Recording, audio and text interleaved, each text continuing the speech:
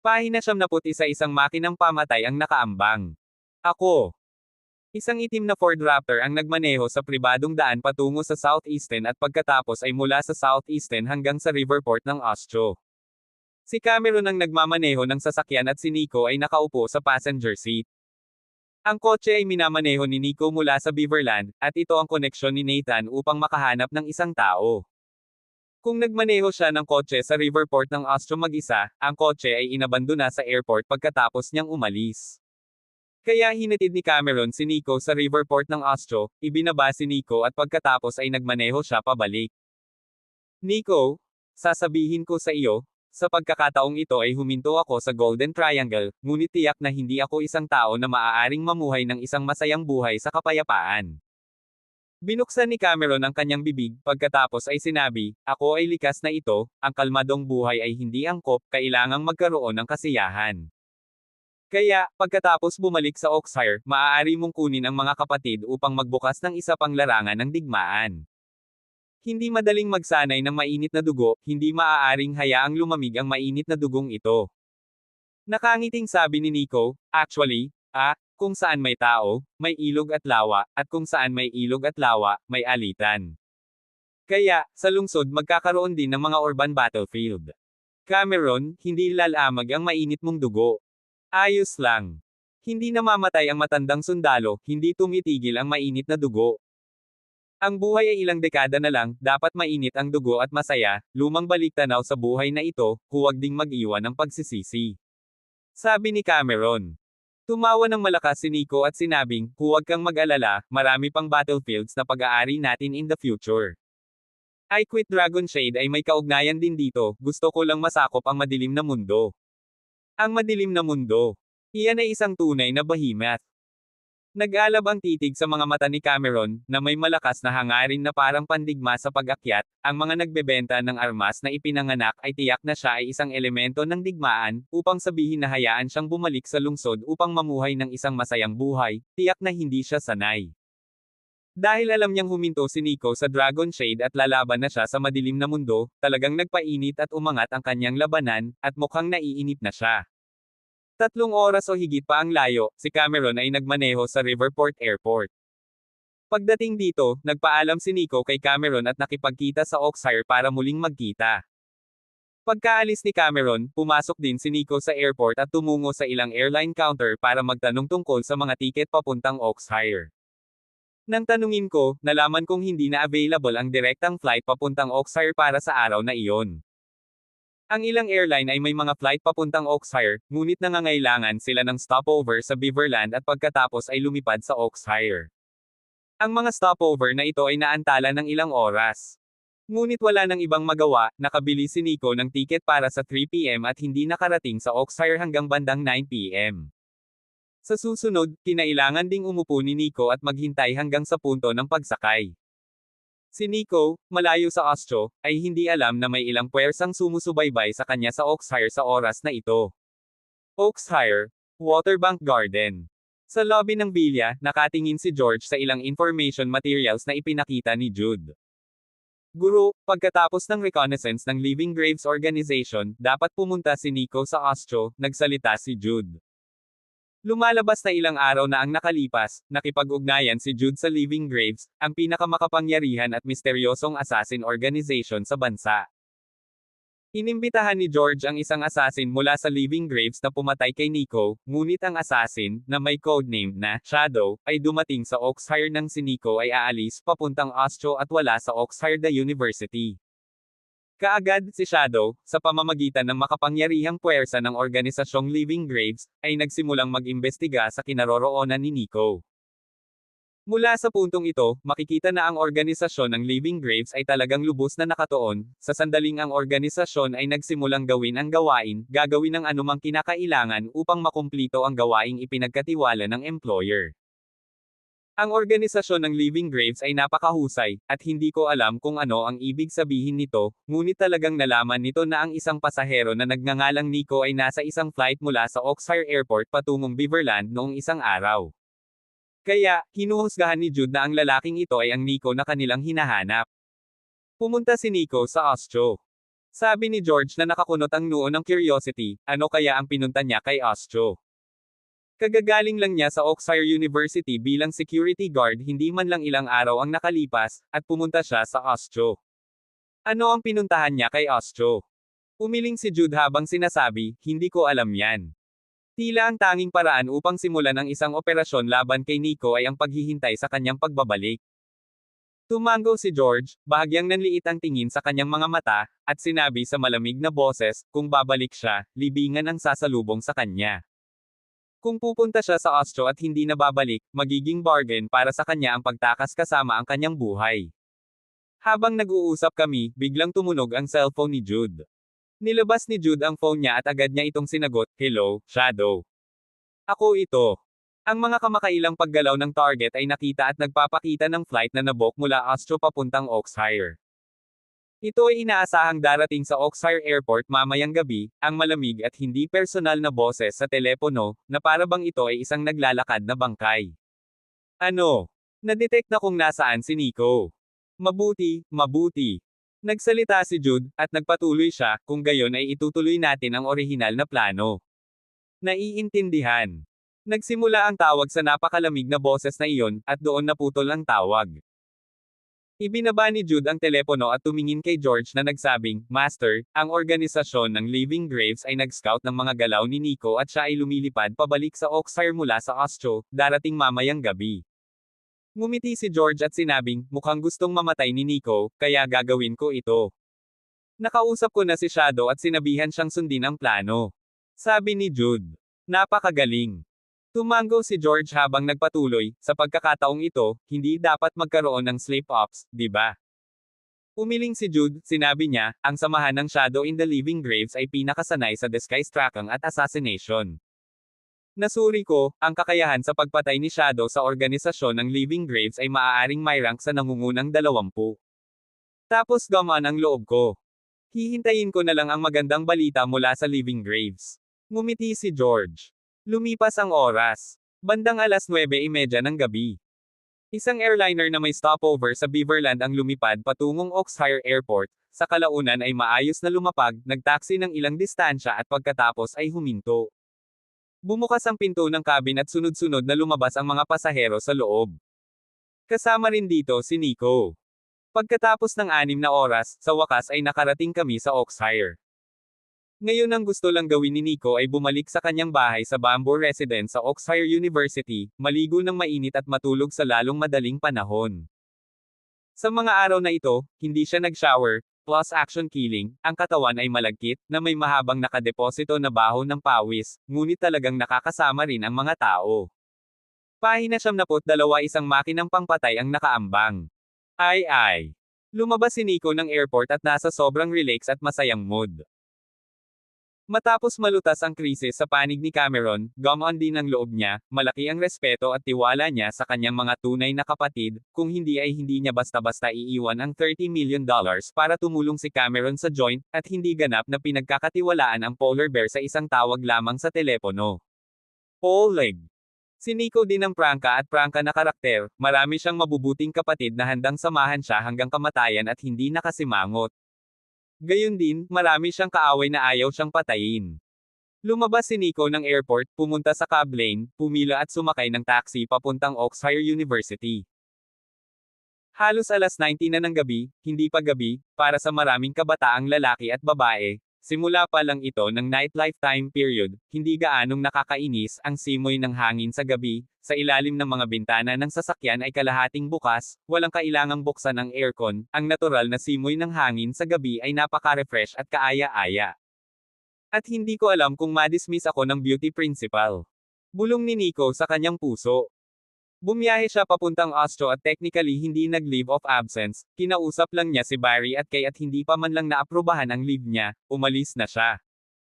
Hindi na rin siya naghintay na maaprubahan ang leave slip, at sa ganoong sitwasyon ay umalis sa kanyang pwesto ng walang pahintulot, sapat din ang dahilan ng magandang principal para tanggalin siya.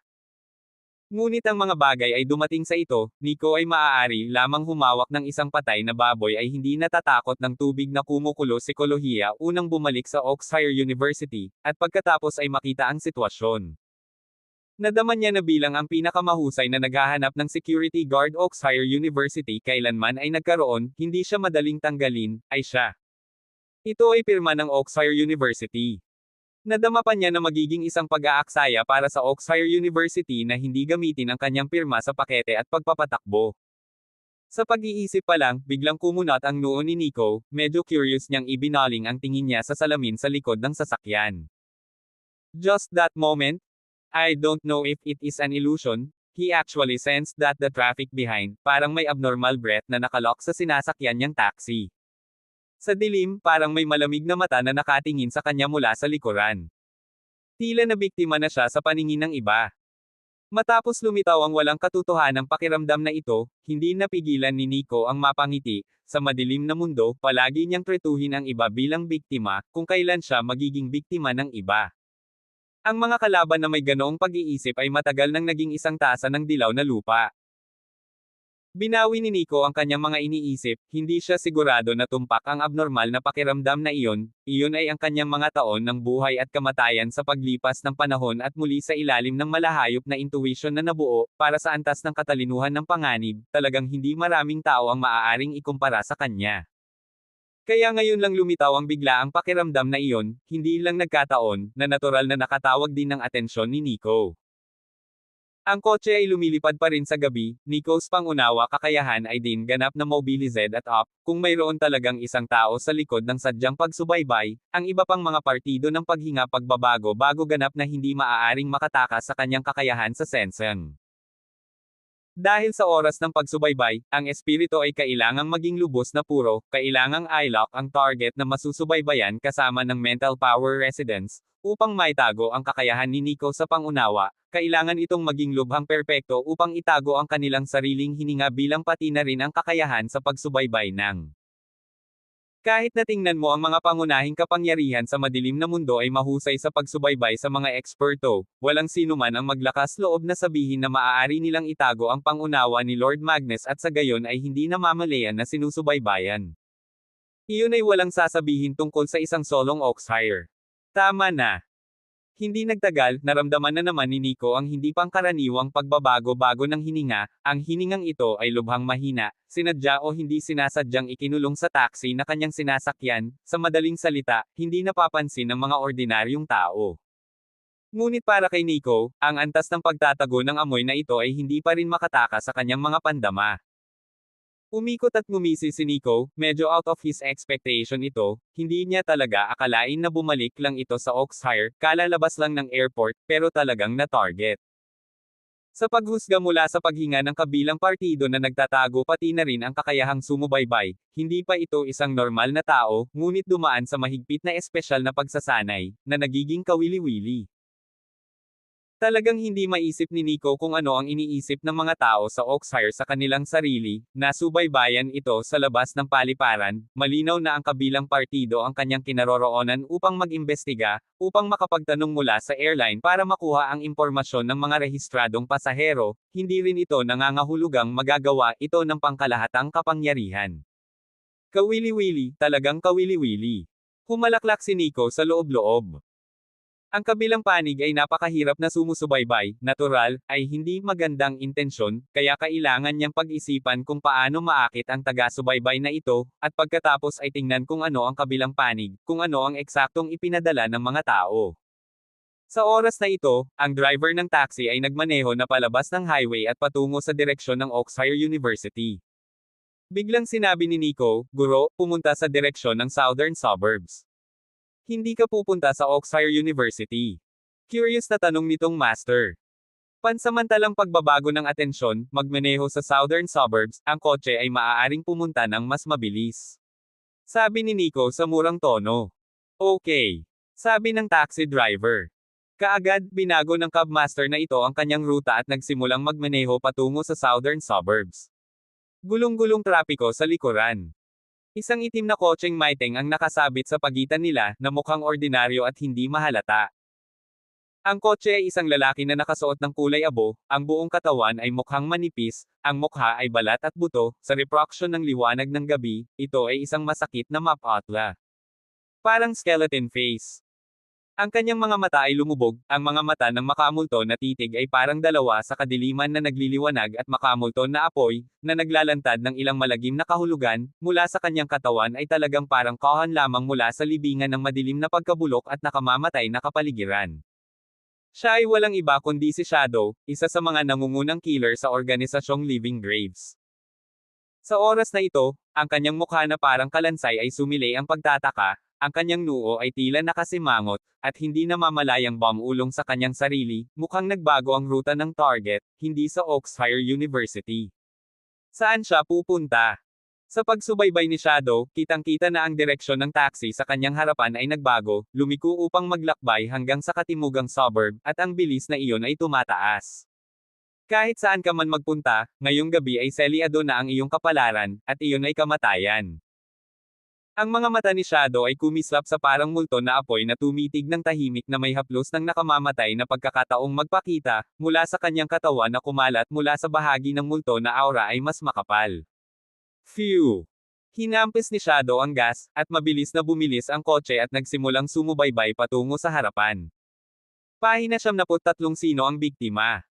Ang gabi ay kahabag-habag, ang buwan ay nasa langit, ang ilang mga bituin ay nakatago, na binabalangkas ang maulap na gabi.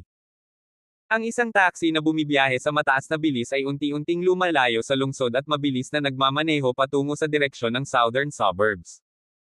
Habang papalayo ang mga lugar na kanyang nadidaanan, pakunti na rin ang mga sasakyan, ngunit naramdaman pa rin ni Nico ang pakiramdam na may nakatingin sa kanya mula sa kanyang likuran, na nagpapahiwatig na ang kabilang panig ay sumusunod pa rin sa kanya na parang anino.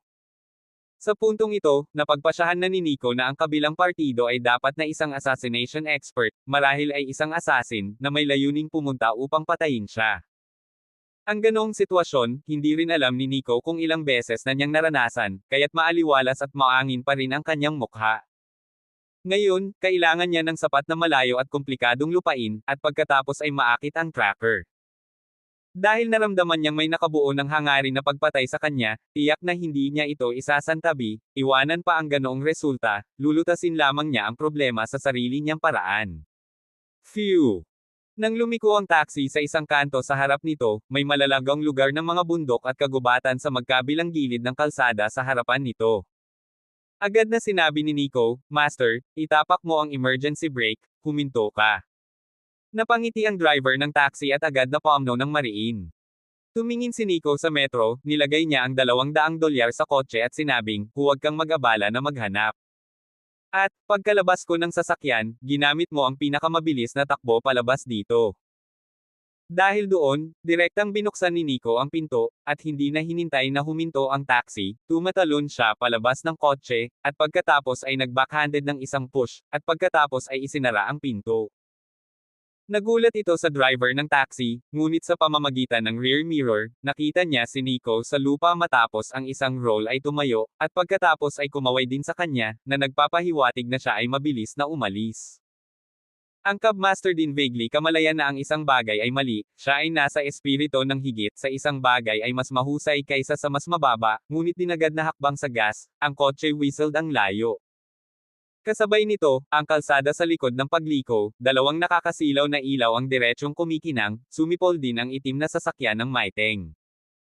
Nang umabant ang sasakyan, napaupo ang kotse at lumubog ang mukha ni Shadow, dahil naramdaman niyang wala na ang sariling hininga ng target sa harap ng taxi na malabong makakita ng ilaw sa likuran. Sa ilalim ng mga pandaman ni Shadow, ang pabango ng target ay nasa paligid. Agad na pinara ni Shadow ang preno, unti-unting bumagal ang takbo ng sasakyan, habang ang kanang kamay ay bumunot sa kanyang katawan ng isang Glock pistol na may silencer. Bahagyang nanliit ang tingin sa mga mata ni Shadow, isang pahiwatig ng panganib ang kumalat sa kanyang katawan, ang kanyang pares ng malamultong na apoy na tingin ay tumingin sa kanang bahagi ng kalsada sa kagubatan sa bundok na iyon. Dahil lang sa naramdaman niya na ang bango mula sa target ay nasa gilid ng bundok na iyon. Medyo naghinala si Shadow, bakit bababa ang target sa kalagitnaan? Bakit tatakbo ang target sa kagubatan sa bundok na ito? Naramdaman na ba ng target ang krisis at ginawa ito? Dahil dito, Medyo hindi makapaniwala si Shadow, hindi kapani-paniwalang kumpiyansa siya sa kanyang kakayahan sa pagsubaybay, ngunit sa kanyang kakayahang itago ang kanyang hininga, hindi siya naniniwala na ang target ay maaaring makakita ng krisis mula sa kanya ng maaga. Ngunit hindi niya maipaliwanag ang hakbang ng target na bumaba ng sasakyan sa kalagitnaan at palihim na pumasok sa kabundukan, ngunit huminga siya ng malalim at pakiramdam niya ay wala na itong pakialam, ang kailangan na lang niyang gawin ngayon ay hanapin ang target at makuha. Tanggalin ito ng hindi napapansin. Si Shadow bilang isang bihasang mamamatay tao, siya rin ay lubos na maingat, kaya hindi siya agad-agad na bumaba ng kotse, pag-isipan ito, pinaandar niya muli ang kotse at nagmaneho pasulong. Habang nagmamaneho palabas ng buong 3 kilometro o higit pa, inihinto ni Shadow ang sasakyan, pagkatapos ay bumaba siya at sumisid sa mga bundok sa kanang bahagi ng kalsada, agad na naghalo ang kanyang buong pagkatao sa kadiliman sa paligid. Kaagad pagkatapos, ang kanyang katawan ay nagsimulang mapabilis, ay tumatakbo ng mabilis patungo sa harap, ang kanyang bilis ay napakabilis, ang katawan ay lubos na magaan, ang buong proseso ay halos walang dagdag na tunog alarma sa paligid. Sa ilalim ng kanyang bilis, hindi nagtagal ay tumakbo siya pasulong ng halos 2 kilometro, naramdaman niya na ang aura ng target ay nanatili sa mga bundok at kagubatan, at hindi lumalayo. Siya dati ay nagmaneho palayo ng ilang distansya patungo sa harap, ay upang makita kung ang target ay may anumang reaksyon, sabihin nating magkukusa na magpakita at iba pa. Kasabay nito, nais din niyang bigyan ang target upang lumikha ng isang ilusyon na siya ay aalis, at pagkatapos ay bumalik siya upang pumatay, sa isang banda, upang i-play ang epekto ng sorpresa, sa kabilang banda, maaari ring maiwasan ang maraming mga potensyal na krisis. Hindi rin niya naisip na ang target ay maaaring magdulot ng malaking banta sa kanya, ngunit dahil sa pag-iingat bilang isang mamamatay, anumang aksyon na ginawa niya ay upang paksain ang lahat ng potensyal na panganib sa simula. Sa anumang naibigay na misyon, kahit na sino ang target, hindi niya ito basta-basta, ngunit binibigay niya ang lahat. Ito ang dahilan kung bakit siya ay naging isang nangungunang mamamatay tao sa organisasyong Living Graves. Habang siya ay patuloy na sumisid pasulong, ang pabango na naramdaman niya mula sa kanyang target ay naging mas malinaw at mas malinaw, sa kanyang kaliwa, sa loob ng kailaliman ng kagubatan sa bundok, kung saan kailangan niyang i-lock.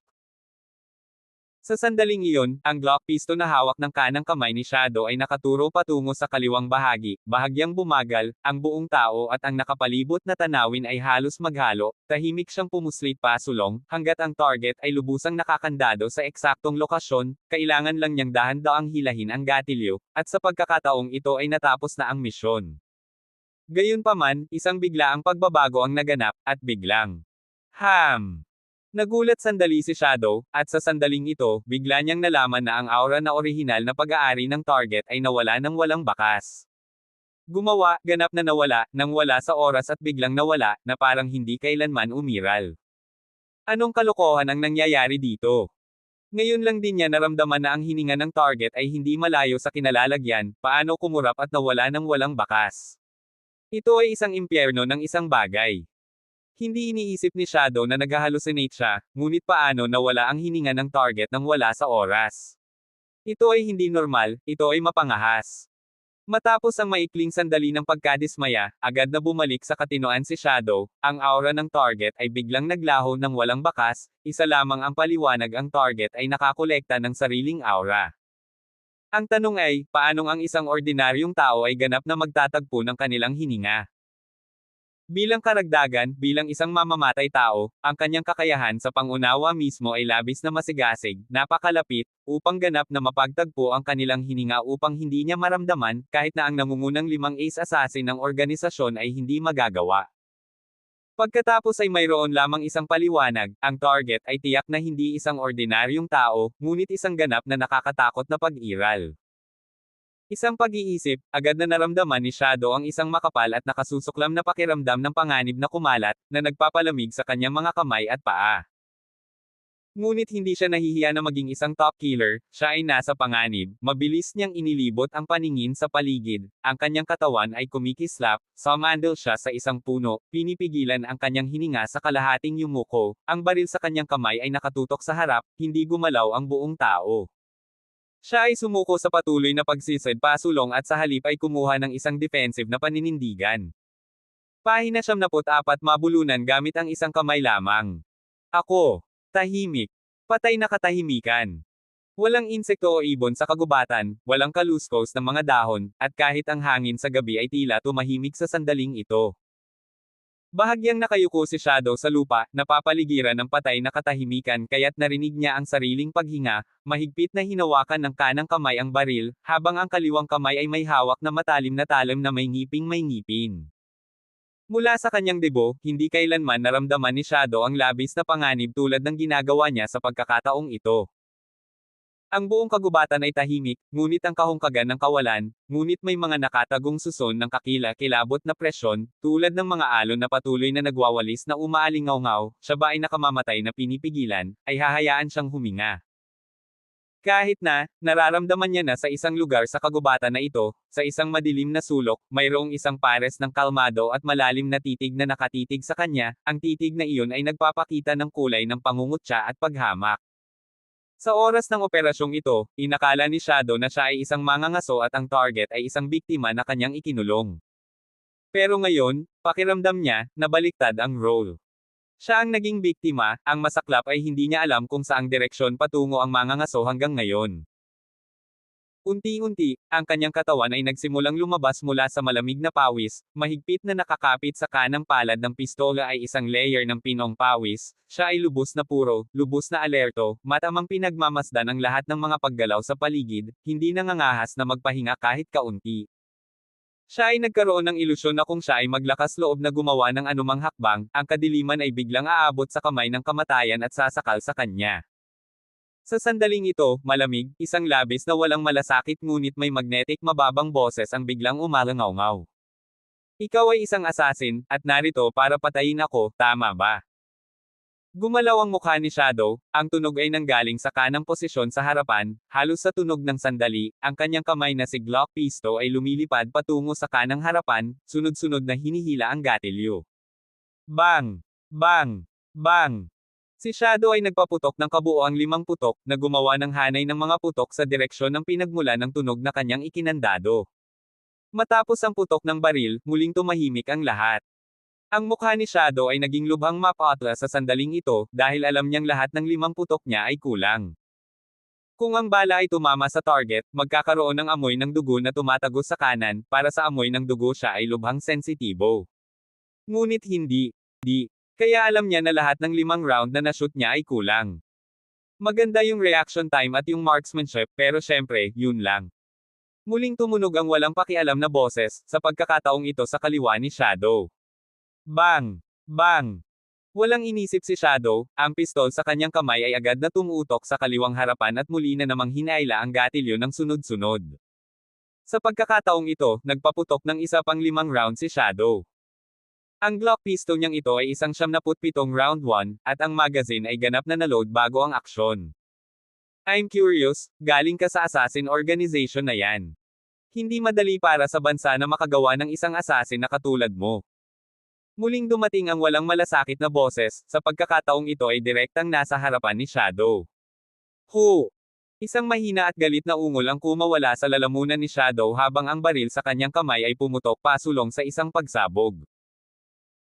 Shadow ay may ilang mga pagbagsak, ang iba pang mga partido kaya hanay ng buhok ng paggalaw, ang estilo ng katawan ng hindi mailarawan ng isip mabilis, ngunit ang mahalagang bagay ay, sa proseso ng paggalaw ng katawan ng kabilang partido, siya talaga nadama ang slightest hangin, hindi makaramdam ng slightest tunog, ito ay sobrang kakilakilabot, tulad ng isang bangungot.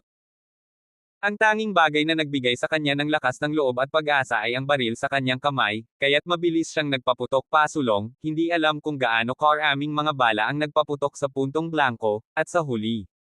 Tada! Ang baril sa kanyang kamay ay pumutok sa tunog ng isang gatilyo na tumama sa silid, at ito ay walang laman. Wala na ang mga bala. Gayon din sa sandaling ito, nakita ni Shadow ang mabangis sa harap ng kawalan ng kadiliman, tila unti-unting nagkakaroon ng solid, na parang isang malaking masa ng kadiliman ay nagsasama-sama, tulad ng isang sangkap. Kaagad pagkatapos, isang figure ang tumagos mula sa makapal na kadiliman at lumapit sa kanya sa bagay na ito. Hindi nakikita ng kadiliman ang kanyang mukha, malabo lamang na nakikita ang kanyang tuwid na figure, at malabo ang lalim habang tinatitigan ng mabituing kalangitan, mismo ay parang isang bangi na parang kulungan ng nakakatakot na presyon sa malaganap. Sa sandaling makita niyang lumitaw ang figurang ito, isang parirala ang biglang pumasok sa isip ni Shadow galing siya sa impyerno. Ang figure na lumabas ay natural na si Nico. Nagsimula siyang magbantay pagkatapos makalusot sa kagubatan sa bundok na ito, sadyang naglalabas ng sariling aura upang maramdaman ito ni Shadow. Nang magmaneho si Shadow, hindi rin siya kumikibo, alam niyang palihim na sususot si Shadow sa kanya. Shadow hakbang-hakbang kasama ang kanyang sinadya release ng hininga Stokongsa, siya ay nagsimulang magtagpo sa buong katawan paghinga pagbabago-bago, ito ay kahit na ang hininga din gaganapin. Sa lakas ni Shadow, natural na imposibleng maramdaman ang kalahati ng kanyang hininga, at bukod pa, ang sariling paraan ni Nico para makalusot at magtago, kung titingnan mo ang buong madilim na mundo, kakaunti ang mga taong makakapantay. Sa dilim, tinitigan niya si Shadow, at hindi agad pumatol, minsan masarap maglaro ng pusa at daga. Patuloy niyang idiniin si Shadow hanggang sa naubusan ng bala ang pistol sa kamay ni Shadow, at pagkatapos ay lumabas siya ng hindi nagmamadali. Si Shadow ay tila mula sa kadiliman ng isang grupo ng pagkakaisa sa buong katawan at palabas ng Nico, ang kanyang mga pupil ng 2 punto na parang apoy na titig ay nagliyab, ang ekspresyon ng buong tao ay parang nakakita ng multo, ang kanyang katawan ay gumalaw ng mabangis, sumunod. Sa pamamagitan ng kaliwang kamay na nakahawak sa matalim na talim ay parang isang ulupong na naglalaway ng liham kay Nico na diretsyong sinaksak sa nakaraan. Mabilis, mahirap, tumpak. Ang welga ni Shadow ay ganap na naglalarawan sa 3 elemento ng pagpatay. Hindi siya nagsalita, sa sandaling lumitaw si Nico mula sa tama ng kidlat, kaya't ang mga tao ay nahuli, at ang kanyang welga ay lubhang nakakalito at kakaiba, kahit na ang ilang mga espesyal na puwersang mandirigma, ngunit hindi rin kinakailangang maiwasan ang biglaang ito. Pagpatay. Bahagyang galaw ang katawan ni Nico, tulad ng pag-slide sa patag na lupa, pag-slide ng malayo patungo sa kanan, kaya iniiwasan ang nakakalito at kakaibang pagsaksak ni Shadow. Ang puso ni Shadow ay nayanig, siya ay nagngangalit ng kanyang mga ngipin, ang kaliwang talim ay lumipad sa kanang kamay, pagkatapos ay hinawakan niya ang kanang kamay, sa gabi sa isang landas ng malamig, nakakatusok na talas, lahat ay sinaksak kay Nico. Ang mga mata ni Nico ay biglang lumubog, tulad ng pag-atake ni Shadow, ang kanyang kanang kamay ay mabangis, patungo sa harapan ng lahat, ang walang laman na kamay sa puting gilid ng diskarte sa labanan, aktwal na sa Shadow walang kapantay na pag-atake. Nang umatake si Shadow, ang matalas na talim sa kanyang kamay ay tumusok, ang kanang kamay ni Nico ay 5 daliri, na bumubuo ng posisyon ng palm knife, na may hindi kapani-paniwala at napakatalino na anggulo, na hiniwa sa kanang palso ng kamay ng multo. Bang! Isang mapurol na tunog ang umalangaw-ngaw, at naramdaman na lamang ni Shadow ang kanyang buong kanang braso na agad na nanginginig at nanigas, at ang matalim na talim na hawak niya ay dumula sa kanyang kamay at nahulog sa lupa. Alam ni Shadow na masama ito, at humakbang siya paatras gamit ang 2 paa, sinusubukang ilagay ang distansya sa pagitan nila ni Nico. Ngunit ang isang kamay na biglang mula sa kadiliman mula sa kamay ay mas mabilis, sa kidlat na iyon, ang 5 daliri ng kamay na ito ay parang mga bakal na pang-ipit, naka-deadlock na lalamunan ni Shadow. Pahina 75 mabulunan gamit ang isang kamay lamang. Ay. 5 daliri na parang cast steel, bawat daliri ay naglalaman ng martingale na puwersa, mahigpit na nakahawak sa lalamunan ni Shadow, tuwid na hinayaan si Shadow na agad na nalagutan ng hininga at pataas, ang lahat ng katawan ay hindi makagalaw. Kaagad, ang isang pakiramdam ng kamatayan ay agad na bumalot, kaya't si Shadow ay nagsimulang mag-itim sa harap ng mga mata, ang mga eyeballs ay nagsimulang mag-umbok palabas, sa sandaling iyon ay talagang naramdaman niya na ang orihinal na kamatayan ay isang kakila-kilabot na bagay sa pakiramdam. Tumayo si Nico sa harap ni Shadow, ang kanyang kanang kamay ay nakapulupot sa lalamunan ni Shadow, at ang kanyang kaliwang kamay ay nagsimulang maghanap sa katawan ni Shadow, kung saan nakuha niya ang isa pang pocket pistol, at 2 matalas na talam, pati na rin ang isang bagay para sa pagpatay. Matapos ang lahat ng ito ay hinalughog, si Shadow ay isa lamang tigre na nabunot ang mga ngipin, walang banta. Malapit nang lumabo ang anino sa paghihina ng kamalayan ng buong tao nang biglang, naramdaman niyang bahagyang lumuwag ang limang daliri sa kanyang lalamunan, na sinundan ng isang masa ng sariwang hangin mula sa kanyang bibig at ilong patungo sa papasok, likas siyang huminga ng malalim, ang orihinal na kadiliman sa kanyang harapan ay lumitaw din ng isang sinag ng liwanag. Yung feeling na parang reborn. Sabihin mo sa akin, sino ang nagpadala sa iyo upang patayin ako? Ibinuka ni Nico ang kanyang bibig, ang kanyang kalmadong titig na walang ripple, nakatitig sa balat at buto na mukha ni Shadow. Nakatitig ang nagmumulto na tingin ni Shadow kay Nico habang hinihingal siya at sinabing, ano ka ba, ano ka ba? Siguradong higit ka pa sa isang security guard. Walang security guard na kasing lakas mo. Bahagyang naningkit ang mga mata ni Nico at sinabing, parang hindi mo alam kung ano ang sitwasyon mo. Sa ngayon ay nasa aking mga kamay ka, kaya hindi ka kwalipikadong magtanong. Hindi ako interesado sa iyo, gusto ko lang malaman kung sino ang kumuha sa iyo para pumunta at patayin ako. Dahil alam mo ang aking pagkakakilanlan, dapat mo ring malaman na bilang isang assassin, hindi mo maaaring ibunyag ang impormasyon tungkol sa iyong employer. Nagsalita si Shadow. Tumango si Nico at sinabing, may saysay ang sinasabi mo. Dahil ayaw mong sabihin, hindi kita pipilitin.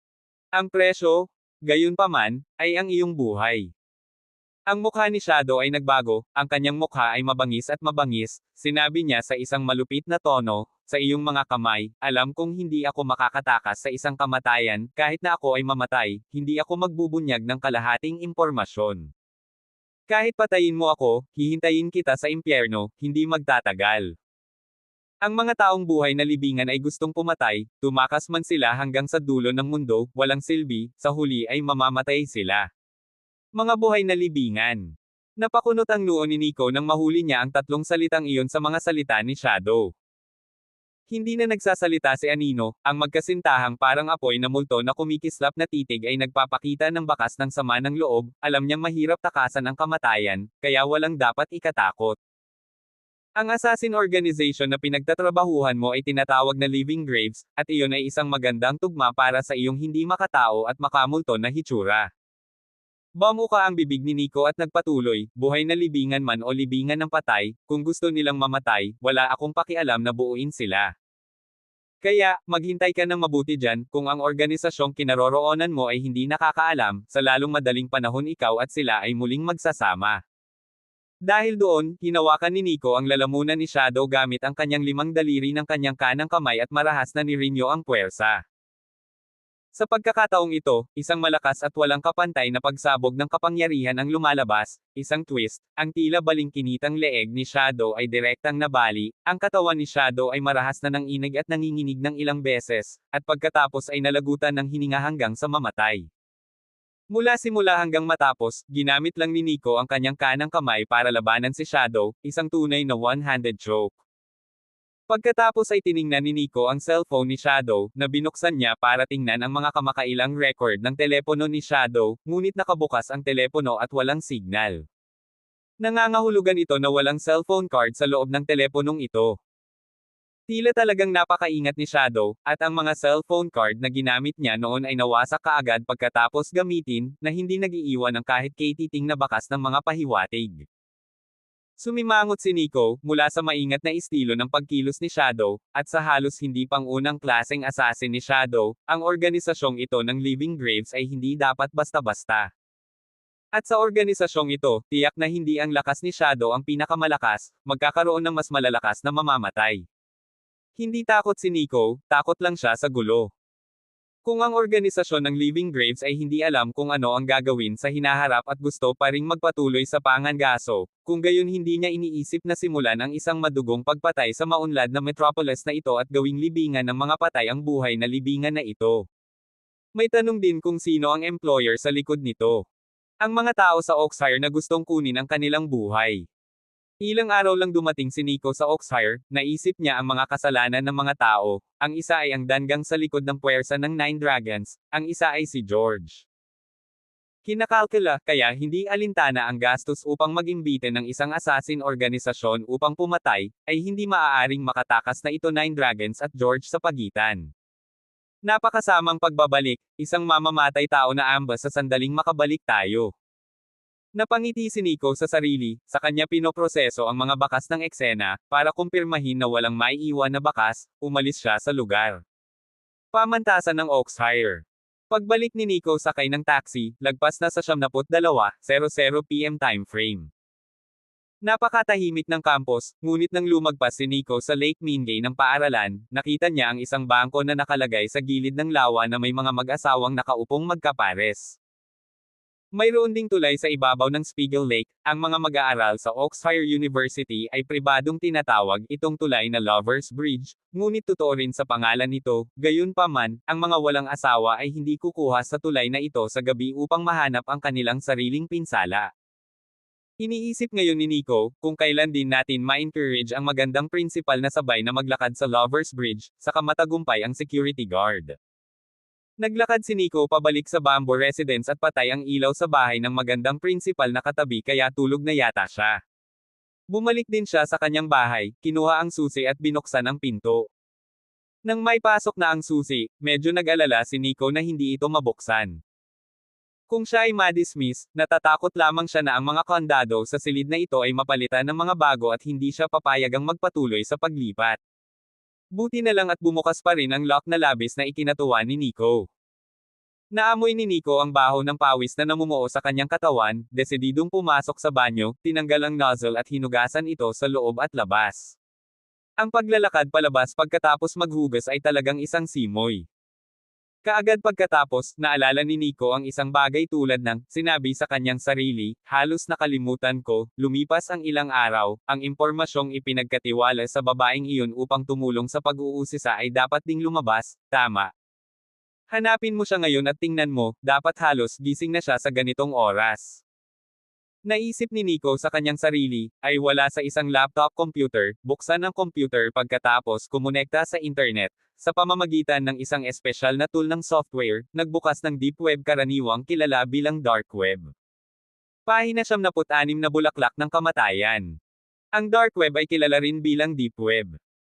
Kadalasan, nakikipag-ugnayan lamang kami sa network ay ang surface network lamang, na tinatawag na regular na web, sabihin nating naghahanap kami sa Baidu, Google at iba pang mga search engine upang makita lamang ang surface network, tulad ng dulo ng iceberg, hindi hihigit sa 5 lamang porsyento ng mundo ng internet. At higit pang impormasyon at nilalaman ng internet, ay nakatago sa deep web, dahil ang malawak na dagat sa ilalim ng nakatagong iceberg, na hindi kilala, ngunit ang mga ordinaryong tao ay hindi maaaring hawakan ang mundo, ang nilalaman ng impormasyon nito ay sumasakop sa higit sa 75% ng buong mundo ng internet.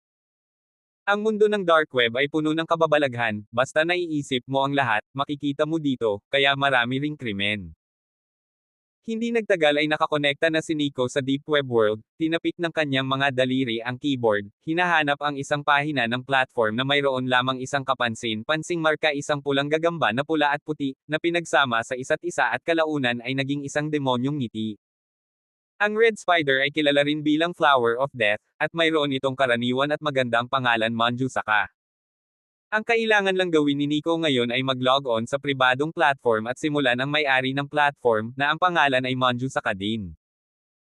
Upang mag-login sa platform na ito ay nangangailangan din ng iba't ibang mga naka-encrypt na pag-verify, bilang karagdagan sa impormasyon ng personal na pagkakakilanlan, isang espesyal na code ng pag-encrypt ay kinakailangan, ang tanging paraan upang mag-login ng maayos. Ang ganitong mahigpit na antas ng pagiging confidential ay ginagawang imposible kahit para sa mga hacker na makapasok sa pahina ng platform na ito. Matagumpay na nakalog-on si Nico pagkatapos ng ilang input ng pag-verify, at ang page na ito ay naging isang social platform-like page pagkatapos tumalon. Ginalaw ni Nico ang kanyang mouse upang mag-click sa column ng contact, na mayroon lamang avatar ng isang tao, at ang avatar na ito ay isa ring icon ng Flower of Death. Ngayon lang, gray ang avatar na ito, ibig sabihin, hindi online ang kabilang partido. Hindi online. Nakakunot ang noo ni Nico habang sinusulyapan ang oras, sa kabamulong, halos tanghali na sa tabi niya sa puntong ito, di ba? Natutulog pa siya. Sa halip, nag-click si Nico sa avatar at nag-type ng isang linya ng English.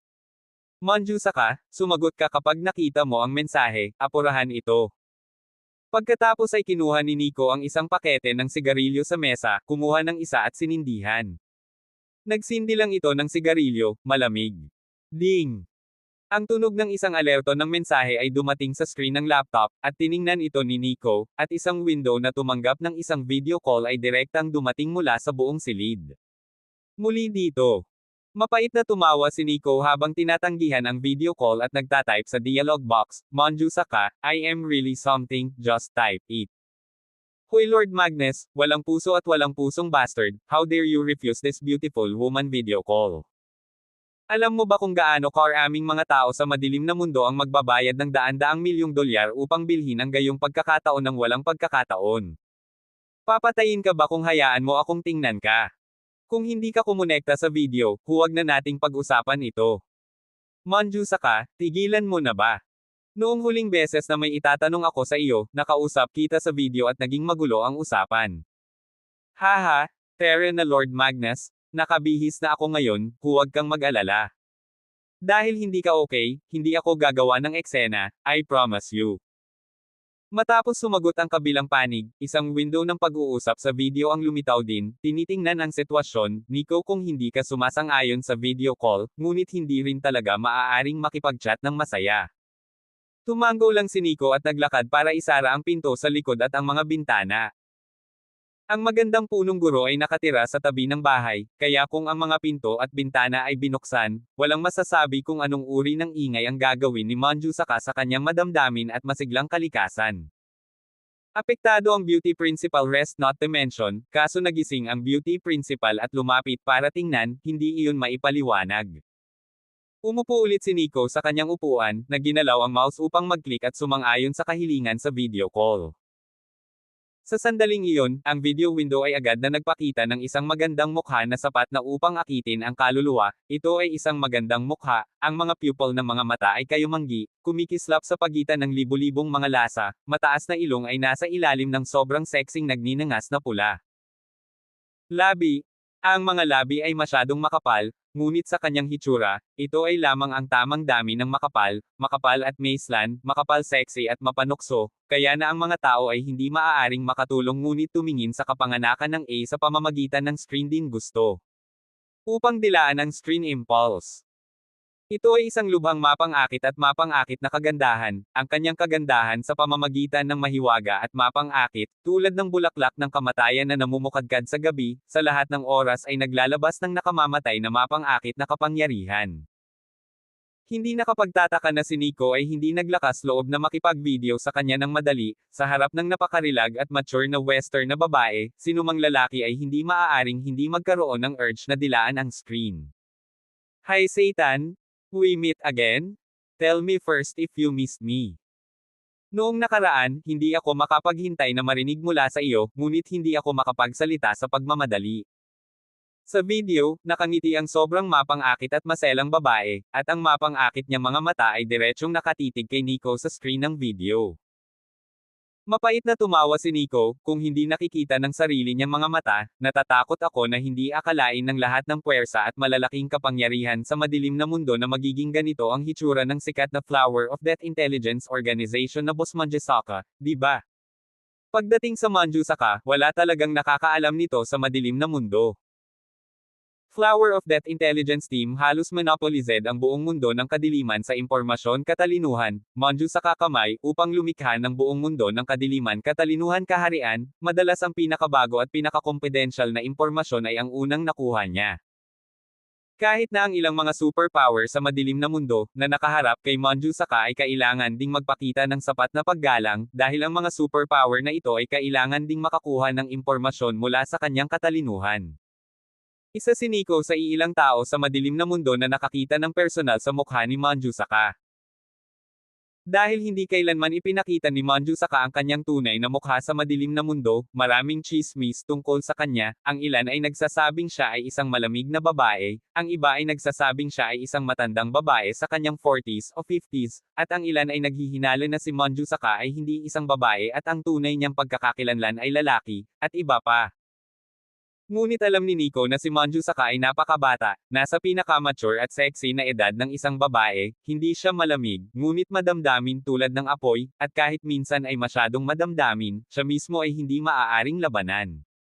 Bakit ka pa nakahiga sa kama? Natutulog pa. Iniwasan ni Nico ang pagtatanong ni Manjusaka at iniba ang usapan. Dahil lang sa video, nakita niya si Manjusaka na nakahiga pa rin sa isang malaki at malambot na kama. Pahina 77 bulaklak ng kamatayan. Hindi nakakagulat na nagtanong si Nico.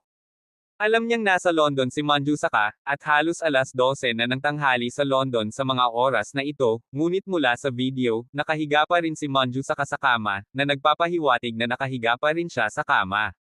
Lord Magnus, hindi mo ba kasalanan? Nagiging sanhi ng mga tao na patuloy na nakahiga sa kama ngayon.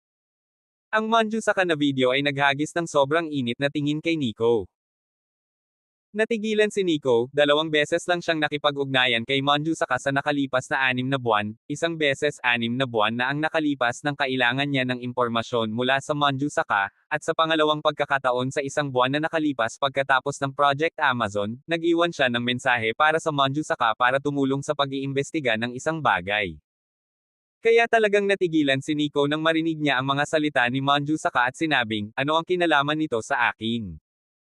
Siyempre may relasyon, kagabi na panaginipan kita, sobrang daling mangarap ng 1 beses, natural na ayaw magising, at naisip na masarap manatili sa mundo ng panaginip para panoorin ka.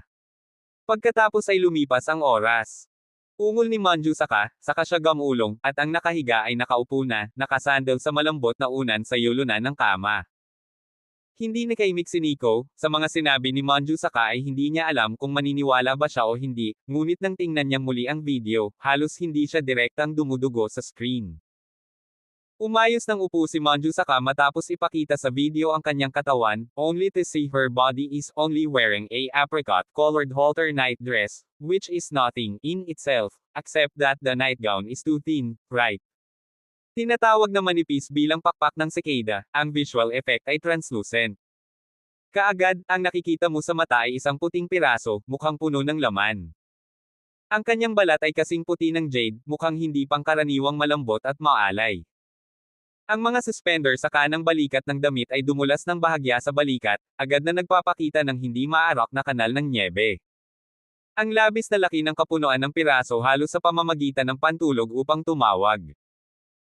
Laging alam ni Nico na si Manjusaka ay isang babaeng may napakagandang katawan at hindi maihahambing na malalim na linya ng karera, ngunit sa tuwing nakikita niya ito, hindi niya maiwasang makaramdam ng pagkabigla, kahit na sa pamamagitan ng screen, nararamdaman pa rin niya ang pag-uumpisa ng kanyang dugo.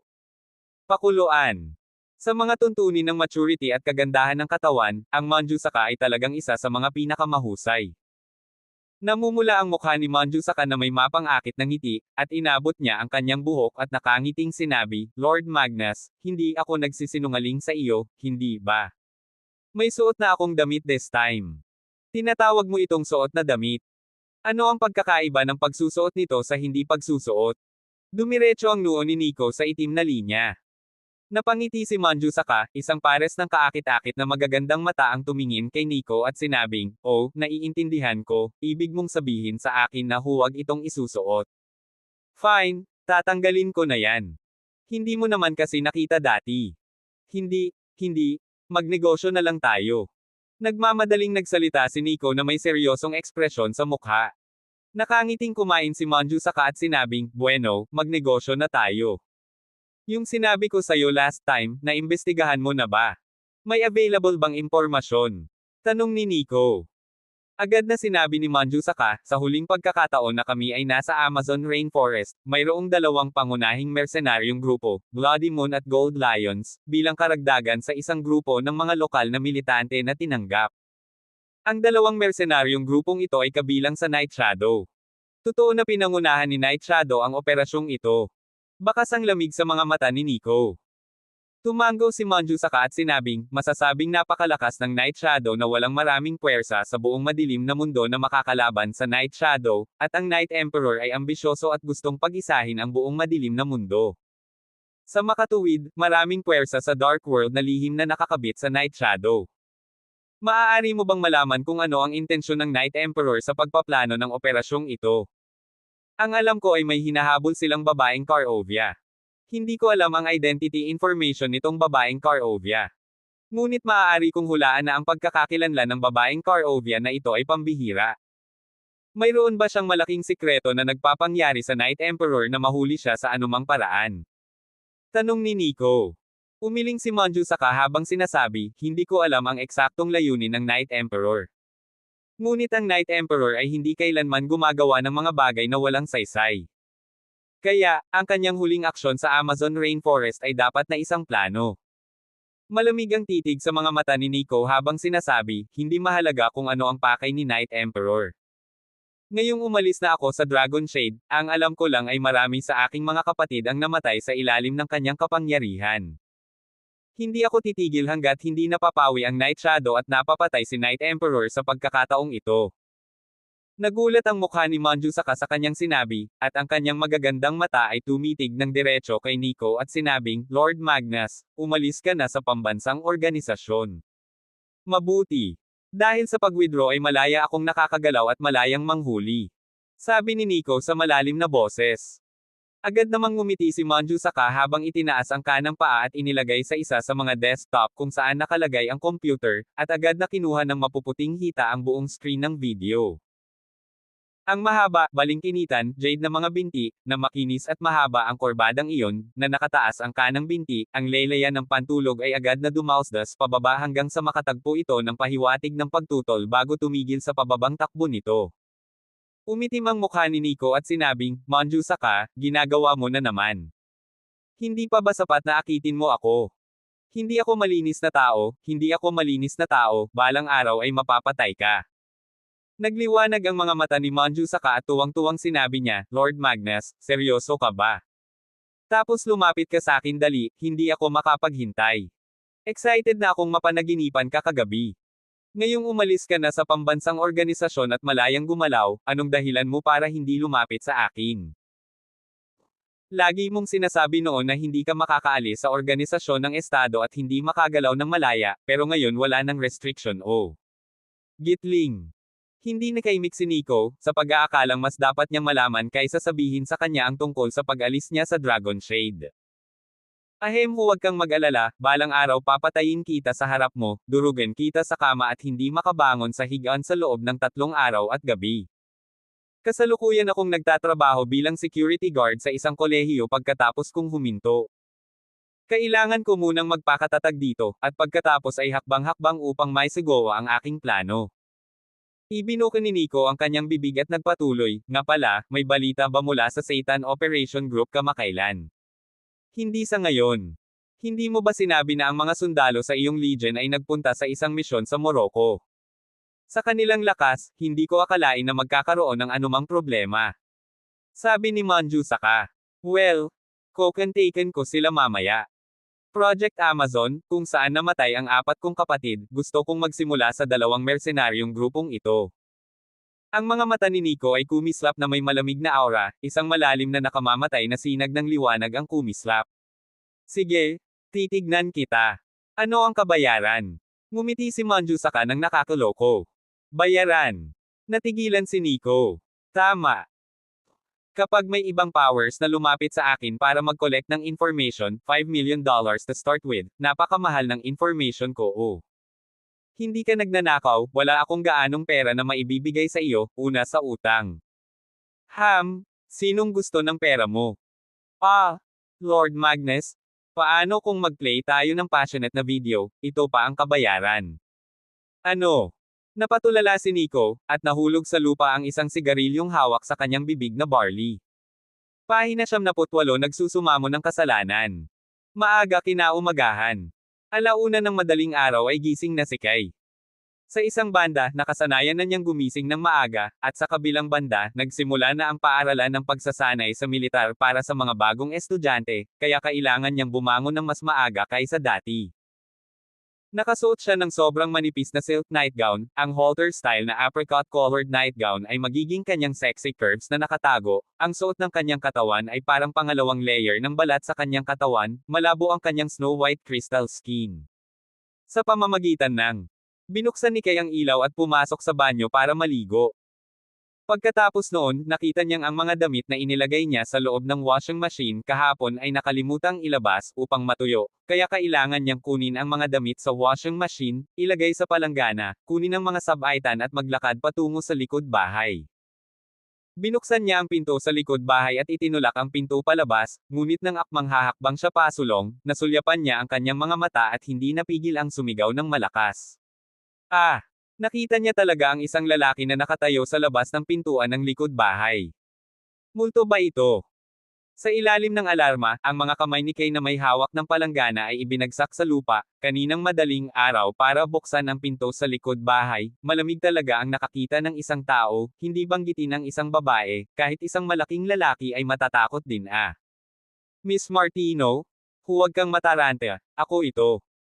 Nakatayo sa labas ng pinto ay walang iba kundi si Nico, makita ang pinto sa likod bahay na nakabukas, ang kanyang mukha ay agad na nakasalansan ng isang hindi nakakapinsalang maliwanag na ngiti, tumatawa sa kalahati, ang ngiti sa kanyang mukha ay agad na naayos.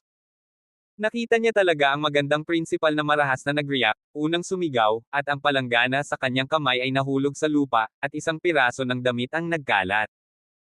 At si Kay na iyon ay sumigaw pagkatapos ng instinct na isara ang pinto, at pagkatapos ay hanapin ang telepono upang tumawag sa pulisya madaling araw ay may isang tao na nakatayo sa labas ng pinto, ito ay isang nakakatakot na bagay, okay. Hindi naman ito mabuting tao. Saktong isasara na niya ang pinto, malamig na narinig niya ang boses ng kabilang partido, na parang pamilyar, na nagpalamig sa mukha niya at seryosong tumitig hindi ba't si Nico iyon.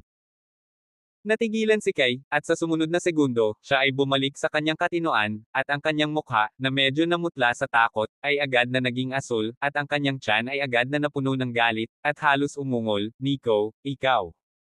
Bastard na namamatay sa 1,000 hiwa. Ikaw, kailan ka pa bumalik? Kahit bumalik ka, bakit ka nakatayo sa labas ng likod bahay ko ng madaling araw? Sinusubukan mo bang takutin ako hanggang mamatay? Puno ng aggression si Nico, aniya, Miss Martino, mali ang pagkakaintindi mo, I have no idea in this regard. Ilang araw akong wala sa isang emergency, at alam kong galit ka. Hindi man lang ako nakatulog pagkabalik ko, kaya tumayo ako sa labas ng pinto mo para mag-isip, at the same time, humihingi din ako ng tawad dito. Saglit na nagduda ang mukha ni Kay habang tinitingnan si Nico pataas baba at sinabi sa malamig na boses, magkakaroon ka ba ng ganoong kamalayan? At mayroon kang lakas ng loob na sabihin na ang mga tinek ay isang kasalanan, nasaan ang mga tinek? Nakangiting ngumiti si Nico at sinabing, hindi nahanap, o nilagyan ko ng ilang sanga sa likod ko, iisipin mong tinek. Humph! Malamig na umungol si Kay habang nagngangalit ang kanyang mga ngipin at sinabing, sabi ko pwede bang hindi ka na lang pumasok sa likod bahay ko sa hinaharap? Ano ba naman? Wala talagang privacy. Hindi ko ikinahihiya ang sarili ko, kaya wala akong panahon para mag-isip tungkol dito ng ganoon kalaki, malakas na tumawa si Nico habang nakatingin kay Kay sa harapan niya at naramdaman na lang niya ang pag-uudyok sa kanyang bibig. Siya ay hindi lumipat sa case kaakit-akit katawan sa sandaling ang lahat sa mga mata, ang sexy halter nightdress sa kanyang katawan, halos magsuot ng isang kahanga-hangang pakiramdam na darating. Sa oras na ito, kung iwiwisik ng kaunting tubig ang katawan ng magandang prinsipal, tiyak na mabibigyang kahulugan nito ang sobrang nakakataba ng pusong basang pang-aakit, di ba? Thirst, hindi talaga matatalo yung katawan na yan. Kailan pa naging bukas palad ang magang prinsipal? Ang pamimigay ng mga benepisyo sa madaling araw, sa katunayan, ang maagang ibon ay nakakakuha ng uod. Napabuntong hininga si Nico sa kanyang puso, kaharap ang sobrang sexing kagandahan ng prinsipal sa sandaling ito, sinabi niya na siya ay walang kahihiyang hindi napahanga. Ang isang tulad mo ay marunong pa ring mahiye. Huwag kang pumunta dito para lokohin ako.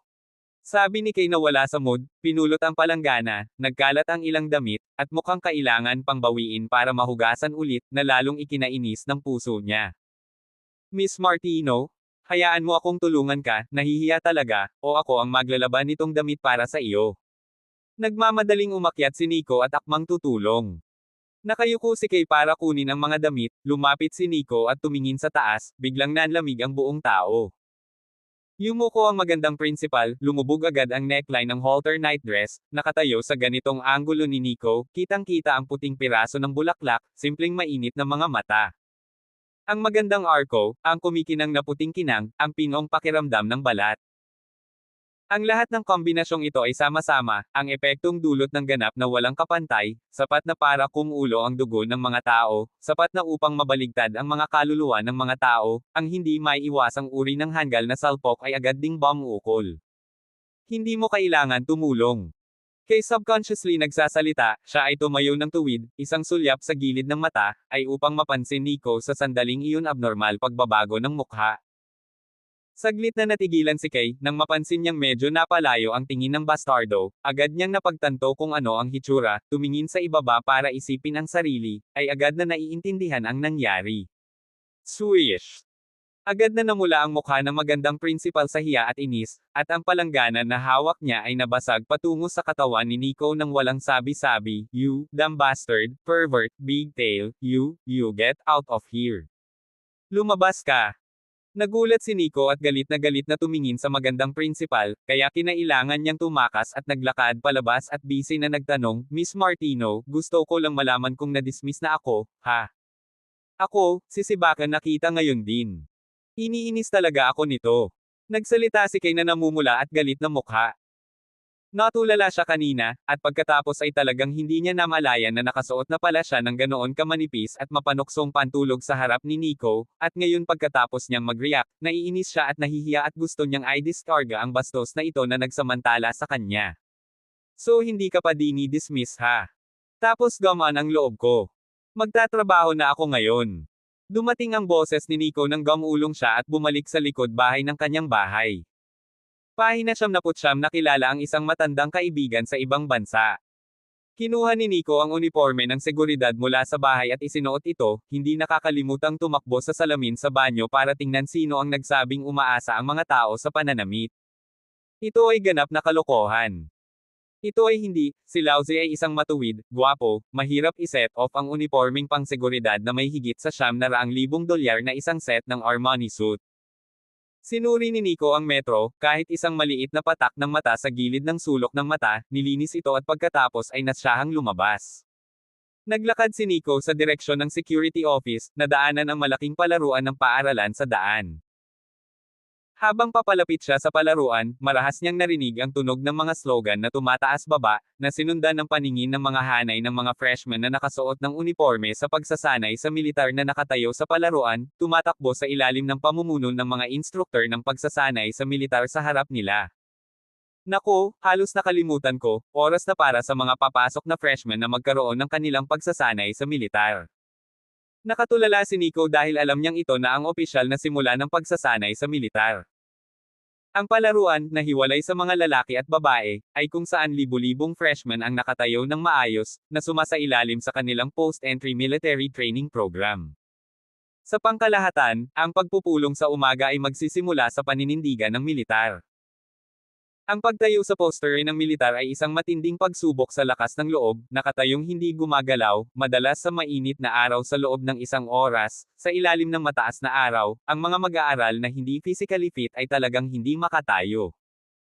Pagkatapos simula ng mga freshmen ang kanilang pagsasanay sa militar, hindi ko alam kung ano ang kailangan kong maging responsable sa trabaho. Napaisip si Nico habang patuloy na naglalakad papunta sa entrance ng playground, kung saan nakita niya sina Frederick at Arthur. Agad na lumapit si Nico at sinabing, "Frederick, Arthur, nandito kayong dalawa." Natigilan sina Frederick at Arthur nang marinig nila ang boses ni Nico, at nang lumingon sila, nakita nila si Nico na naglalakad sa kabilang direksyon. "Nico, bumalik ka na." Nagulat si Frederick. "Si Nico talaga, akala ko nag-hallucinate ako. Kailan ka nakabalik, Nico? Narinig kong sinabi ni Barry na may emergency ka at kailangang magpahinga ng ilang araw." Nakangiti ring sabi ni Arthur. "Kakabalik ko lang kagabi. Titingnan ko sana ang security room sa umaga, at hindi ko akalain na makikita ko kayo rito." Ibinuko ni Nico ang kanyang bibig at nagpatuloy, "Ito na ba ang simula ng pagsasanay sa militar para sa mga bagong estudyante? Hindi ko alam kung ano ang dapat nating panagutan." Ngumiti si Frederick at sinabing, "Nico, hindi mo rin kailangang managot sa anuman. Nico, kasama ka namin dito lang sa patrol. Ang aming gawain ay harapin ang ilang hindi inaasahang aksidente na maaaring mangyari sa panahon ng pagsasanay sa militar." Sa mga nakaraang taon, karaniwang mga freshmen ang nahimete sa pagsasanay sa militar, at dinala namin ang mga nahimete na estudyante sa Oxford University Hospital. Tumango rin si Arthur at sinabing, "Oo. Nico, tingnan mo itong mga bagong estudyante na nakatayo sa poster ng militar. Sa totoo lang, nakatayo sa mainit na araw na ito, 10 minuto lang ay hindi ako komportable. 'Di ba? At hindi makagalaw, paghihirap lang." Ganoon din ang naramdaman ni Frederick. Nakangiti si Nico, hindi niya maiwasang maalala 10 taon na ang nakalilipas nang siya ay unang pumasok sa hukbo, upang maisiguro ang lakas ng loob ng mga bagong recruit, madalas na isang istasyon mula umaga hanggang hapon, hindi makapagpahinga sa kalagitnaan upang kumain, higit sa lahat ay hanggang tanghali. Kapag ang orihinal na lugar upang uminom ng ilang tubig upang lagyang muli ng tubig, pagkatapos ay patuloy na tumayo. Ito ay wala, ilang beses na kinakailangan upang hawakan ang baril sa kamay, ang barrels ng baril sa ibaba ng isang manipis na lubad na nakatali sa isang ledrilyo, mga kamay sa baril, panatilihin ang posisyon na ito ng ilang oras nang hindi gumagalaw. Ito ay para mag-ehersisyo kahit anong mangyari, ang kamay na may hawak ng baril ay dapat maging matatag, matatag na parang bato, hindi gumagalaw. Ang tanging paraan upang maging tumpak ay ang pagkakaroon ng matatag na pagkakahawak sa baril.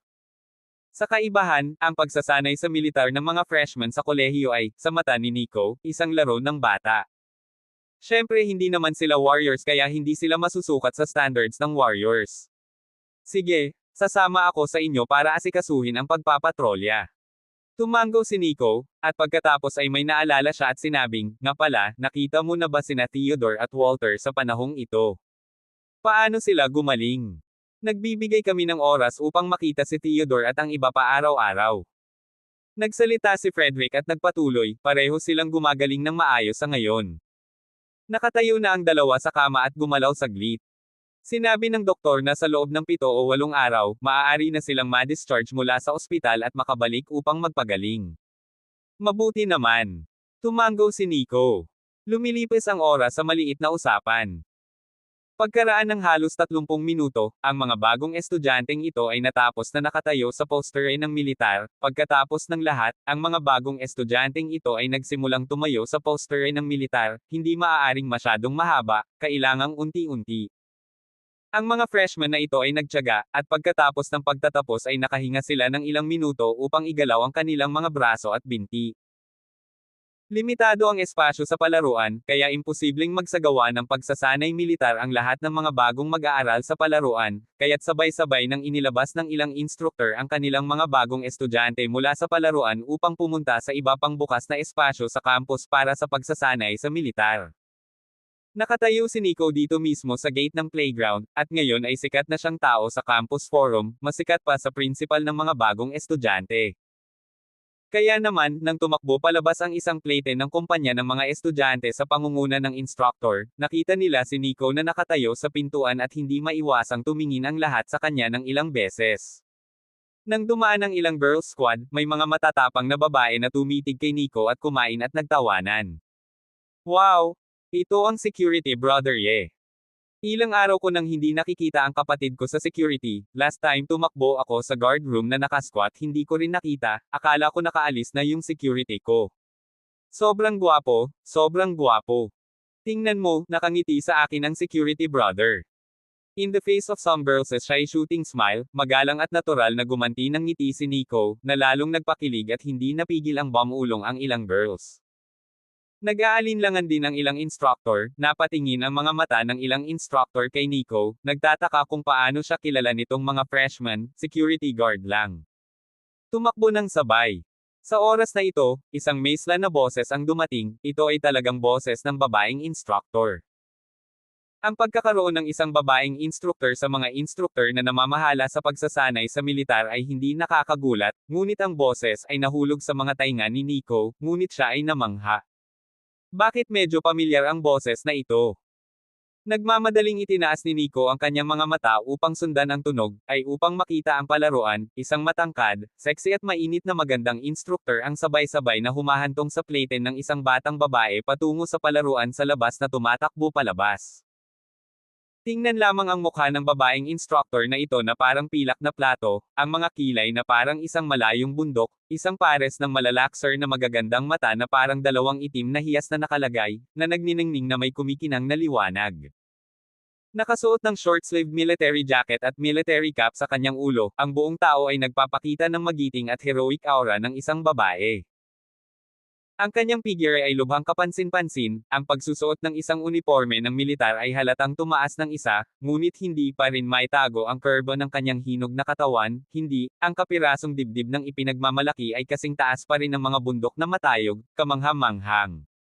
Siya yun. Crap, may dalawang tao ba sa mundo na magkamukha? Laking gulat ni Nico na bumagsak ang kanyang panga sa lupa at tuluyang nag-ulo ang kanyang buong katawan.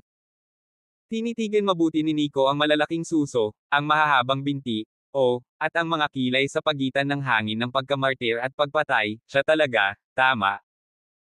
Lalong natulala si Nico, ibinuka niya ang kanyang bibig, na para bang pinalamanan ng 10 o 8 itlog ng gansa, hindi niya pinangarap na makaharap niya si Captain ng Special Combat Service si Lucas dito. Hindi makatwira na ang isang lalaking kasing tangkad ni Lucas ay pupunta sa Oxford University upang magsilbi bilang isang instructor para sa pagsasanay sa militar. Ang mga instructor sa pagsasanay sa militar na ito, sa pinakamabuting kalagayan, ay mga ordinaryong sundalo lamang sa puwersang nagbabantay sa hangganan. Sa husay at ranggo ng militar ni Lucas, makatuwirang sabihin na magiging recruiting instructor siya sa isang Special Forces unit, ngunit pumunta sa Oxford University para maging instructor para sa mga bagong estudyante. Hindi ba ito panaginip ng tubo? Ngunit nangyayari ang sitwasyon, at hindi kayang tanungin ito ni Nico. Agad na tumalikod si Nico at naglakad pasulong ng hindi lumilingon, handang mag-bolt, gayunpaman ay nang. Nico, anong tinatakbuhan mo? Tumalikod at umalis nang hindi kumukumusta kapag may nakita kang kakilala mo.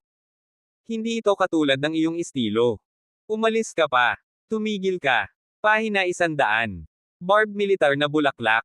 Tila na ito ay dapat na dumating sa nais na itago ay hindi rin maaaring itago. Lihim na napabuntong hininga si Nico, originally ay may bakas pa rin siya sa kanyang puso, ngunit nang dumating ang boses na iyon ay agad na durog-durog ang tinatawag na flock, ito ngang si Lucas. At, sa pakikinig sa tono ni Lucas, tila siya ay partikular na dumating upang hanapin ang kanyang sarili. Huminto si Nico sa kanyang kinatatayuan, dahan-dahan siyang lumingon, ang tingin sa kanyang mga mata ay tumingin sa harap at sinalubong ang mga mata ni Lucas na kumikinang na parang itim na hiyas, bahagya siyang ngumiti at sinabing, kaya si Captain Murphy o, Madam Murphy aakala ko ako na. Nagkakamali. Nagulat talaga ako dito. Nagulat din ako na nagpakita ka dito bilang isang security guard. Nagsalita si Lucas. Tumawa si Nico, oo, isa siyang Dragon Emperor, pero pumunta siya sa Oxford University para maging security guard, kaya bakit hindi maging training instructor si Lucas para sa mga bagong estudyante? Nang pinangunahan ng Project Amazon para kay Lucas ang huling pagdating ng mga reinforcements, galit na galit siya, at hinawakan pa si Lucas na direktang itinapon palabas. Sa oras na iyon, siya ay talagang nasa isang estado ng katwiran na nalulula sa kalungkutan at galit, ang sakripisyo ng 4 na Dragon Shade, kaya't siya ay galit na galit, ang puso ng galit at pamatay na makina ay hindi mailabas. Sa oras na iyon, kung si Lucas kung mayroong anumang pagtutol o isang malakas na pahayag, ngayon lamang si Lucas ay hindi makatayo dito ng buo. Ngunit tulad ng pinatutunayan ng hindsight, nagkamali nga siya tungkol kay Lucas, na una ring kumilos noon. Kaya pagkatapos niyang kumalma, hindi na sinisisi ni Nico si Lucas. Kaya kami ay medyo kalahati at kalahati. Sabi ni Nico. Inilabas ni Lucas ang mga batang babae ng isang playpen na pinangangasiwaan niya at pinatayo silang magkatabi. Bahagyang nakaramdam ng titig si Nico, ibinaling niya ang kanyang ulo para tingnan ang mga babae, natagpuan sa kanila ay medyo madaming babae na mainit ang mga mata na nakatingin sa kanya, ang ganda pa rin ng itsura. Saglit na kumislap ang kanyang tingin, ngunit natigilan siya, at nakita niya talaga si Claire. Nakasuot na si Claire ng military training uniform, na may military training cap sa ulo, pero kahit ganoon, imposible pa ring maitago ang dalisay at magandang ugali, isang pares ng magagandang mata na parang tubig sa taglagas na bumaha ng alon kapag nakatingin din kay Nico. Hindi nakalimutang mapaglarong commandant. Lumakad na si Lucas at tumayo sa harap ng mukha ni Nico, ang mga matang iyon ay nakatitig kay Nico nang walang pangalawang sulyap, na para bang nakakita ng bulaklak sa mukha ni Nico. Madaling makakuha ng maling ideya kapag ganyan ang tingin mo. Napabuntong hininga na sabi ni Nico. Ano kayang hindi pagkakaunawaan? Noong nagawa mo akong hawakan sa kwelyo at tanungin ako ng malakas, natatakot ka pa ba sa aking titig? Tanong ni Lucas. Kaya nandito ka para maghayganti, ha? Tumawa si Nico at tiningnan si Lucas pataas baba, talagang karapat-dapat na kilalanin bilang isang bulaklak sa hukbo, kapwa sa hitsura, katawan at ugali ay hindi nagkakamali. Gayunpaman, ang bulaklak na ito ay hindi madaling pumili, bilang captain ng Special Combat Service, siya ay may napakahusay na kakayahan sa pakikipaglaban at malapit na mga kasanayan sa pakikipaglaban, sa buong rehiyon ng militar, ay maaaring nasa gilid ng gabi upang talunin siya ng napakakaunti. Sa makatuwid, ang matitinik na bulaklak ng militar na ito ay wala pa ring nang ahas na pumili nito. Nandito ka para sa isang bagay, tama? Tanong ni Nico. Oo, hindi mo ba nakikita na ako ang namamahala sa pagsasanay sa militar para sa mga bagong estudyante? Pero simula nang makita-kita, natural na gusto kitang makausap. Biglang ngumiti si Lucas, at ang mga matang iyon ay kumislap ng ilang tusong kulay. Kailangan kong magtrabaho, hindi talaga ako available. Magalang na pagtanggi ni Nico. Mukhang natulala na sina Frederick at Arthur sa tabi niya kailan pa nakipag-hook si Nico sa napakagandang instructor. Ang magandang instructor na ito ay hindi gaanong maganda kaysa sa magandang punong guro ng Oxford University, ay ganap na ang pagkakaroon ng pinakamahusay na kagandahan, ngunit nakasuot din ng uniforme ng militar, ngunit higit pa sa isang uri ng pare-parehong tukso, ang isang tao ay hindi maaaring labanan ang gayong mapang-akit na alindog. Si Nico ay talagang isang malakas na pag-iral, hindi kailanman nakakita ng isang magandang instructor na kumuha ng inisyatiba upang habulin ang isang security guard ng paaralan, ngunit talagang tumanggi si Nico. I'm afraid this is the so-called desert capture, di ba? Nico is Nico, no-brainer talaga itong pick-up technique. Ang ilan sa mga matatapang na babae sa hanay na pinangungunahan ni Lucas ay hindi napigil ang bomb-ulong. Kilala ng instructor namin ang security brother, ha? It feels like more than just getting to know each other, di ba? Tingnan mo kung gaano ka-proactive ang ating instructor. Gosh! Parang tinatanggihan ng security brother ang imbitasyon ng instructor natin, ang ganda-ganda ng instructor natin at ang ganda ng katawan, kaya niyang tanggihan, ah. Ang gwapo talaga ni security kuya, may panglalaking amoy, ang sarap siguro ng feeling na hawak niya, sarili kong puso, pero kung tatanggihan man niya ang instructor namin, may pag-asa pa ba ako? Ang isang bilang ng mga batang babae ay matapang mainit na talakayan, ngayon ang mga oras at ang nakaraan ngunit ganap na naiiba, ang mga batang babae ay pagkatapos ng 70, kahit na pagkatapos ng 00 din, sila ay mas avant-garde ideya kaysa sa nakaraang henerasyon, ngunit din mas kusang loob. Si Claire, na nakatayo sa unahan ng linya, ay tila hindi na nakinig, at tumingin siya sa mga babae at sinabing, makinig ka sa akin, huwag mong patulan si Nico dahil hindi mo pa deserve ito. Ang mga salita ay lubhang nangingibabaw, ganap na may tono ng pag-uutos na sabihin. Nagmamalaki rin ang mga babae at gustong sumagot, ngunit nang makita nilang si Claire iyon, hindi nila maiwasang lunukan ang kanilang mga salita. Sa harap ni Claire, sila mismo ay may pakiramdam ng pagpapakababa sa sarili, si Claire mula sa loob hanggang sa labas ng daloy ng marangal at eleganteng ugali na iyon, kasama ang hindi nakikitang paglabas ng isang malakas na aura, ngunit talagang nabigla sila, na ginawa silang subconsciously ay may pakiramdam ng pagpapasakop. Nagtatrabaho ka rin ba sa tanghali?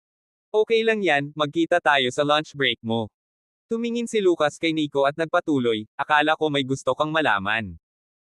Naantig si Nico sa mga salita, marami siyang naisip, tulad ni Lucas na halatang captain ng Special Combat Service, bakit papasok sa Oxford University bilang military training instructor? Maaari bang magkaroon ng koneksyon dito? Sa pag-iisip nito, tumango si Nico at sinabing, okay, pagkatapos ay pag-uusapan natin ito sa tanghali. May date si Kuya Security sa instructor namin. Napakaganda ng instructor namin, siguradong ibababa niya ang security brother. Maraming babae sa hanay ng mga babae ang hindi napigil ang mapangiti. Natural na narinig ni Nico ang iba't ibang komento ng mga babae, at kaagad niyang tiningnan ang plate ng mga babae na may pagtatampo at sinabing, makinig ka sa akin, isa-isa, at gawin mo ang iyong pagsasanay sa militar ng maayos, ang iyong Madam Murphy ay napakalakas. Kung hindi mo siya nagustuhan, mawawalan ka ng ilang layer ng balat. Sa sandaling iyon, dumating ang isang mahusay na bihis na instructor, siya ay mukhang bata pa, na may magandang katangian at isang militar na tuwid, siya ay lumapit at tumingin kay Lucas at sinabing, Madam Murphy, ano ang nangyayari?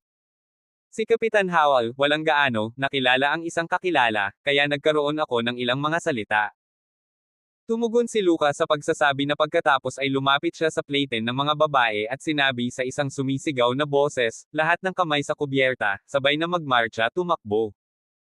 Pinangunahan ni Lucas ang plate ng mga babae sa malayo at papunta na siya upang maghanap ng bukas na espasyo upang simulan ang mga gawain sa pagsasanay militar sa araw na iyon. Sumulyap si Howell kay Nico, na may matalim na tingin sa kanyang mga mata, na siyang commander ng kumpanya ng ikatlong kumpanya sa pagsasanay militar na ito, mula sa garrison ng Oxfire. Kasama rin si Lucas sa listahan ng mga instructor at nakatalaga sa kanyang kumpanya. Ito ay labis na ikinatuwa ni Howell, dahil nang una niyang makita si Lucas, ang buong tao ay naakit kay Lucas, iligtas ang mga babaeng sundalo sa garrison, ngunit kung ikukumpara kay Lucas ay isang mundo ng pagkakaiba lamang. Nais din ni Howell na samantalahin ang oras na ito sa Oxfire University upang bigyan ang mga bagong estudyante ng pagsasanay militar, sa harap ni Lucas upang ipakita ang isang mahusay na pagganap kapag ang tamang oras upang ipahayag ang kanilang mga damdamin ng pag-ibig. Ngayon lang niya nakitang mainit na nag-uusap sina Lucas at Nico, may selos sa puso, kaya lumapit siya para tanungin ang sitwasyon. Ikaw ang security guard ng Oxfire University, di ba? Sa panahon ng pagsasanay sa militar, ang bawat instructor ay may mahalagang gawain, kaya mula ngayon, mangyaring huwag abalahin ang mga instructor sa pagsasanay sa militar nang walang anuman. Tumingin si Howell kay Nico at nagsalita. Ang tono ay medyo malamig, ang pinagbabatayan na kahulugan ay may isang uri ng babala. Hindi inilagay ni Howell si Nico sa kanyang mga mata, isang security guard, at siya ang unang tenyente, kaya binigyan niya si Nico ng ilang babala.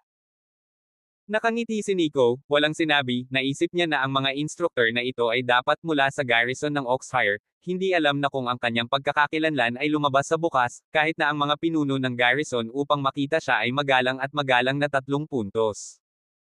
Hindi rin pinansin ni Nico ang mga salita ni Howell nang tumingin siya kay Frederick at sa iba pa at sinabing, halika, magpatrolya na rin tayo sa ibang bahagi ng lupain. Okay, Nico. Tumango sina Frederick at Arthur at umalis kasama si Nico. Lumulubog ang mukha ni Howell, may sinag ng tala sa kanyang mga mata, Nico ang ugali na ito ay nagpapalungkot sa kanya, may isang uri ng hindi siya inilagay sa mga mata ng nararamdaman.